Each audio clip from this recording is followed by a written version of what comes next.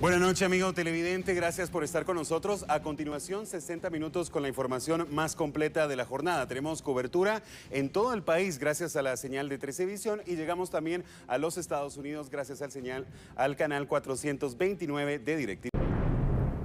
Así es, momento para hablar de las secuelas. Mucha atención, nos vamos a ubicar en Quiché, un antiguo edificio. Una pared de este antiguo edificio colapsó. Afortunadamente, en este caso, no estamos hablando de personas lastimadas. Tremendo susto llevaron un grupo de vendedores que se ubican en los alrededores del antiguo edificio de reservas militares de Santa Cruz del Quiché, luego del colapso de una parte de la pared de ese lugar. Varios puestos construidos de madera y lámina quedaron destruidos y afortunadamente los comerciantes resultaron ilesos. Únicamente un hombre de la tercera edad que vendía helados en cercanías del sector resultó con algunos golpes y fue atendido por bomberos voluntarios. Además, se reportan daños materiales. Este antiguo edificio es considerado Patrimonio Cultural de la Nación y por esta razón, el Instituto de Antropología e Historia no ha permitido su reparación o remodelación. Y debido al mal estado en que se encuentra, representa un peligro ya que está ubicado en el sector del mercado de esta cabecera departamental. Con imágenes de Giovanni Martínez, reportó desde Quiché, Oscar Toledo.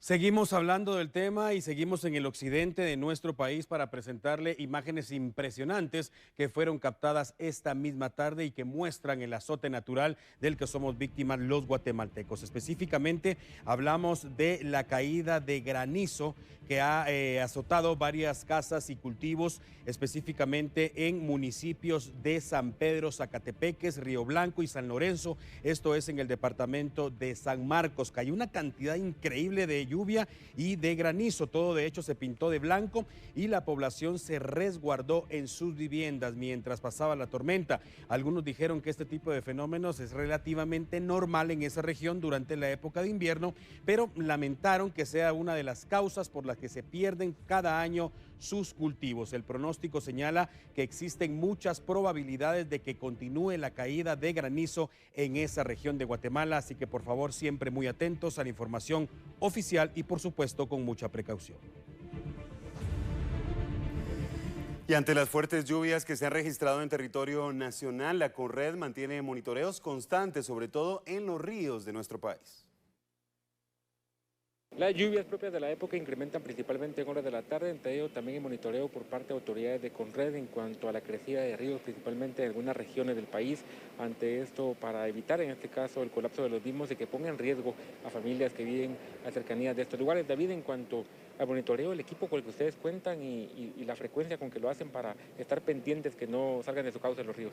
Bueno, sí, tenemos todo el monitoreo a los diferentes ríos, principalmente en estos momentos en la costa sur del país, en donde se han presentado ya algunos incidentes. Parte de ese trabajo que hemos estado realizando, por un lado, es los sistemas de alerta temprana que se tienen implementados en algunos ríos en el territorio guatemalteco y otro también la información que nos traslada el INSIBUME en cuanto a los niveles que se están presentando.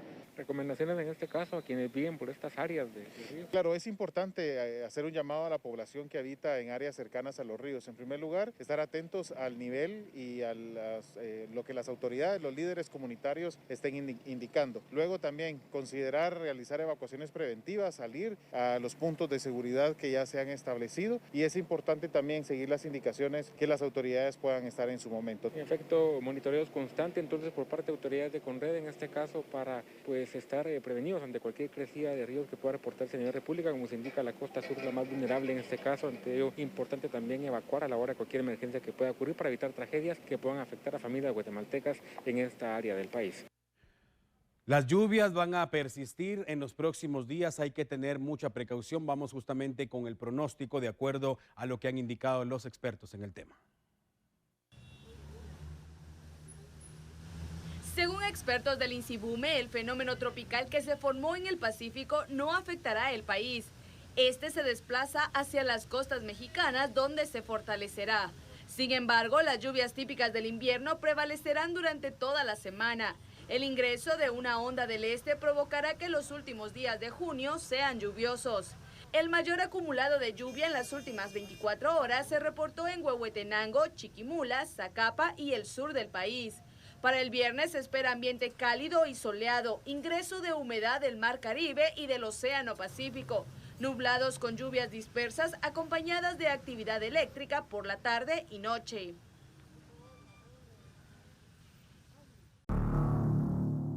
Momento de hablar de las cifras de la pandemia y tal y como lo habíamos adelantado en nuestros titulares, la situación es grave, la situación es alarmante en nuestro país. No es momento para bajar la guardia, por favor, no se descuide, cuídese mucho y cuide a su familia. Revisamos entonces los números que han publicado las autoridades en las últimas horas que señalan que hoy es el segundo de los peores días desde que inició la pandemia en Guatemala. Solo ayer se realizaron 7,457 hisopados y escuche esto, casi 2,000 personas volvieron a dar positivo. Hay que recordar, la cifra que le presentamos ayer era de 2,028 personas que habían dado positivo. Ahora, fueron 7,457 hisopados y dieron positivo 1,967 personas. Ayer se confirmó también el deceso de 49 personas más, según el Ministerio Público, el Ministerio de Salud, debo decir, en fechas anteriores. Estas son las cifras entonces publicadas en las últimas horas que dejan el acumulado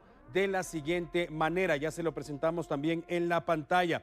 Se han infectado en nuestro país 286,708 personas. Según las autoridades del Ministerio de Salud, se han recuperado 258,646 y escuche esto, a nada de romper la barrera de las 9,000 víctimas mortales en Guatemala. 8,894 personas han fallecido en suelo guatemalteco. Si seguimos de la misma manera, prácticamente en una semana estaríamos ya rompiendo la barrera de las 9,000 víctimas mortales y siguen siendo portadoras del virus. Hasta ayer, por lo menos, 19,168 personas. La situación es grave, no baje la guardia, cuídese, cuide a su familia, utilice mascarilla, utilícela bien puesta, por favor, y límpiese bien cuando vuelva a casa. Este día arribaron las 150,000 vacunas en contra del COVID-19 que el gobierno de México donó a Guatemala. 150,000 vacunas que son fruto de una iniciativa latinoamericana. La sustancia activa de esta vacuna que ustedes reciben hoy se fabricó, se elaboró en Buenos Aires. Se envasó y se terminó en la Ciudad de México. Se logró la transferencia de tecnología de AstraZeneca para este propósito. Ya tienen todas las validaciones sanitarias necesarias, tanto de AstraZeneca como de las autoridades de México, de Guatemala y de Argentina, y se ponen a disposición del pueblo guatemalteco. Esto tiene un mensaje que es, primero, congruencia con lo que estamos exigiendo a los demás. Solidaridad y hermandad con el pueblo de Guatemala, pasar de los hechos, de las resoluciones, a las realidades aquí en Guatemala. Autoridades mexicanas también donaron vacunas contra el COVID-19 a El Salvador y Honduras. Durante los próximos días, Jamaica y Trinidad y Tobago también recibirán donación. El canciller mexicano hizo el llamado a las autoridades de los países de América Latina y el Caribe para trabajar en conjunto y combatir la pandemia del COVID-19. La ministra de Salud Pública, Amelia Flores, y el ministro de Relaciones Exteriores en funciones, Eduardo Hernández, agradecieron el donativo. Me siento muy honrada de estar presente el día de hoy en este acto tan solemne de la entrega de donación de 150,000 dosis iniciales, según entendí, como primeras dosis para la población de Guatemala, que el gobierno de México está produciendo vacunas, y eso es para todos nosotros una esperanza. Esta solidaridad y hermandad que caracteriza al pueblo mexicano.